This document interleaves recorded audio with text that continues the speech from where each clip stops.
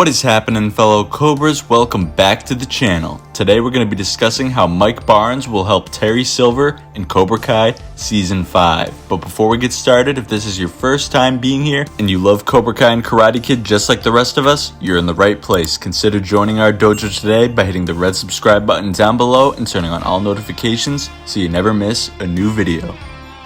If there's one thing that Terry Silver is going to need in Season 5, it's help. And I'm not talking about the type of help that requires therapy for his mental health. Terry's been there and done that. The type of help I'm talking about is with Cobra Kai, of course. Because after all, Cobra Kai is going to be considered the best dojo in the valley after their tournament victory. We of course saw in Season 4 many times of Terry's plans to expand and branch out to a new location once they won the All Valley. And we're just as proud to announce we'll soon be opening Cobra Kai franchises throughout the entire valley. So every one of you young men and women here can be part of our championship dojo. And actually multiple locations according to Robbie, including the original dojo from the 80s. And it's important to note that when Terry was starting to explore the idea of an expansion, he was still under the impression that it would be himself and Kreese running them. But this was of course before he saw through Kreese's intentions and got him arrested. But now, since the way Silver had originally envisioned this has changed, he's come to realize that he can't do it alone. He's going to be in need of some reinforcements. After all, he even said so.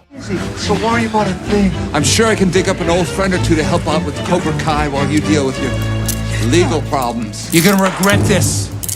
And let's face it, we all know who it's gonna be. It's just as obvious, if not more obvious, than when we were wondering who Kreese was on the phone with at the end of Season 3. Because it was pretty clear that back then Kreese was calling Terry, and this time we all know that the old friend or two that he's talking about is gonna be Mike Barnes and likely Snake and Dennis as well. Because for all we know right now, they're the only karate guys that both Kreese and Silver knew and trained personally. But I think just like Silver was, Barnes is going to be very skeptical of coming back, at least at first. Because when you look at it from Mike's perspective, he's now very aware that Silver was a slimy billionaire businessman back in the day and probably still is. And just like Silver, he may even realize how crazy the whole idea was in the first place, that Silver hired him just to terrorize Daniel and beat him in the tournament. And just by doing that, he'd get 50% ownership of new dojos that he was going to open. Sounds like a scam to me when you look back on it. And while Silver's original plan back in the 80s of course didn't happen, his win a point, lose a point plan set up Barnes for failure when he easily could have put Daniel away early on. But unfortunately for Mike, that opportunity of owning brand new dojos and his national championship tournament career, all that was taken away from him, and it was all done for nothing because Silver kept playing with fire and gambling with what could have been an easy victory.